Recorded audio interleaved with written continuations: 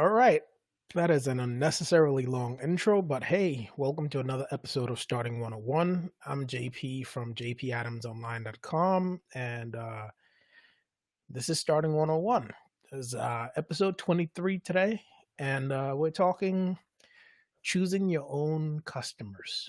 Now, um, you know, if this is your first time here, the whole purpose of the show and Starting 101 is to just kind of like go over asking and answering this question of can you set up a business that runs on strategy and systems as opposed to like trading your time for money. So it's like instead of freelancing, you're actually building something that can run without you.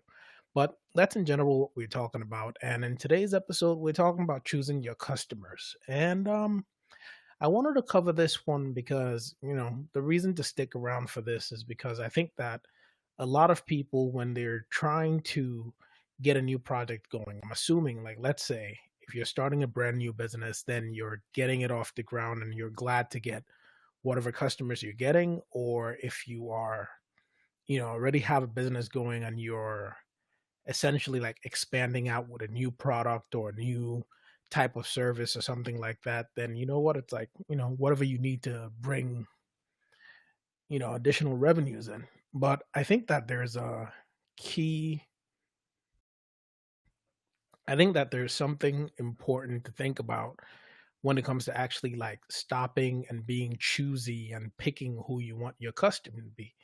Because I think that, like if you're watching this show, chances are you're building out something and you're building it out online, or at least you're building out something in the real world and you're going to use the internet, or you're going to use some kind of like systems or automation to drive, the people to whatever service you're offering. So, when you think about that, you have to think about the fact that, even though your website ends up being online, even though your service might end up being delivered online or whatever, there is you have people on the other side of whatever you're offering. And because you have people on the other side of whatever you're offering, you have to then stop and think about, who are your kind of people and who are the people that you would like to be interacting with. And this kind of came to me because I think that in the last episode I kind of like went over the the first test that I was going to roll out was a this idea of a coding um like a coding coaching program that would essentially help out people that are trying to get into like switch careers into coding.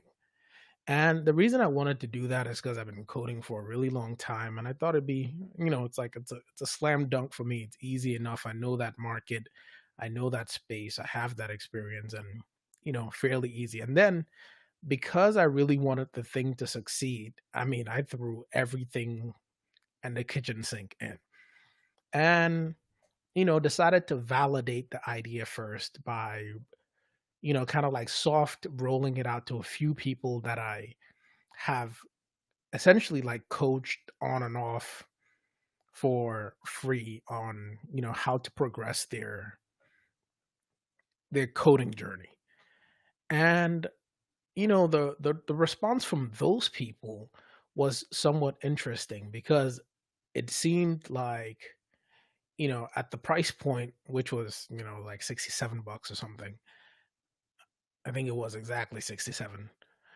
At that price point, you know one of the people, actually like responded and was like, well, that seems like it's too expensive. And I wasn't asking him to buy it because I think that all the stuff that he should be further along by now.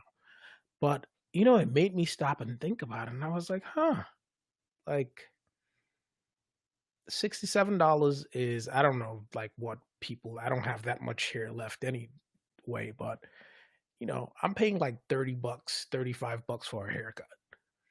And so it's like, okay, so two haircuts for essentially something that would change the trajectory of your career. And I started to think about it and I was like, huh, like that's something that I really needed to have happen, because in having that conversation, I immediately realized that somebody at that price point was not somebody that I actually like. If I had to have that conversation with all the things that I was offering in that package, then that's not somebody that I wanted to have as a customer. And, typically I'm not the type of person where it's like, I want to help everybody. I want to help everybody for free.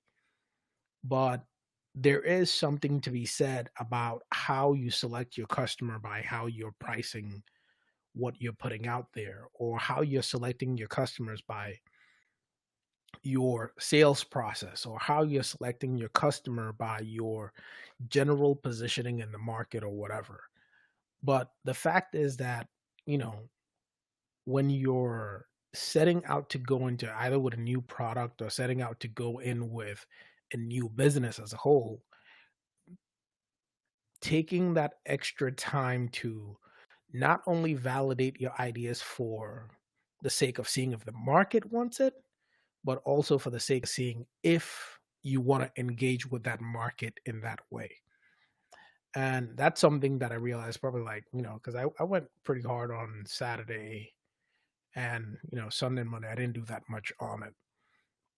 But in looking at all of that, it's like I ended up after that whole encounter, I'm actually going to like change the price without actually selling one yet. I'm going to change the price, raise the price higher, and then see if there are people that engage at that price point, because I'd much rather validate it at a higher price point than to, you know, fill up with the type of customers that I actually don't want to engage with.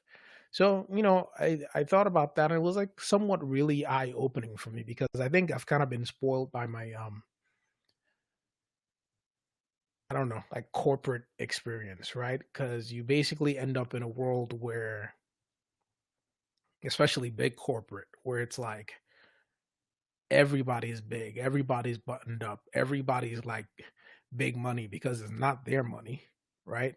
So being in that environment, you kind of like lose sight of the fact that once you come out of that and you're engaging with like individuals, then you have, like a huge range of, what you want to work with and who you want to work with, and being able to like sit down and really figure out your criteria for when you're deciding to work with somebody and like what you're going to charge and everything else. Because I think right now the way I'm considering it is like actually using pricing as a floor to filter out the type of people that are having, depending on the type of conversation that those people are having. So I would say, if you're having an idea, whatever, especially for the people that are freelancing or something like that, consider it. But the thing is, in order for you to do that, you have to have a process in place, because if you're just getting like one customer here, one customer there, you're not going to really have a choice but to accept whatever comes in. But if you have a system in place that, it funnels in customers for you, then you're able to now start that and say, okay, cool. If I raised my price by 10%, right? What happens to my conversion rates? Or if I decrease my price, what happens to my conversion rates? So I kind of like set up that page. And that's the thing. It's like once I start driving people and traffic to that page, I'm going to be just sitting there and like switching out the numbers and seeing like, okay, cool. If I start, probably think it's right now it's like 150 something or 160. So I'm like, okay, cool. If I then change that price to 250, what happens to my conversion rate? Right? Or if I change it to 300, what happens to my conversion rate? So that way, if I'm at 150, I change it to 300 and it doesn't cut my conversion in half, then 300 is a better price to go with. So, and that also filters out the type of people that are coming into your funnel. But there are different ways to do it. I just thought that after having that experience over the weekend, I'd come in and kind of like share that with you guys. And I'm sure it's something you'll encounter where it's like, knowing, are these the type of people that you want to work with? And what is your price point, your offer, your positioning, and everything else? What is that doing to the type of customers that you're bringing in? But that's it really today for today's episode of Starting 101. Um, I think I got on here a little bit late, but I really did not want to skip. So I figured I'd, ship something, even if it was something small. And I hope that it was valuable for you guys. Again, I'm JP, jpadamsonline.com. You can follow me on YouTube or on Facebook at JP Adams Online. Hope you guys have a good day. Oh, and almost forgot. If you do have a business idea that you're trying to get going and you have not clarified that or you're stuck somehow, check out the Intent Framework. It's a free 5-day course that takes you through from vague idea to clear concrete project plan. So check that out at jpadamsonline.com/intent. All right. Happy Tuesday. And I'll see you guys on the next one. Later.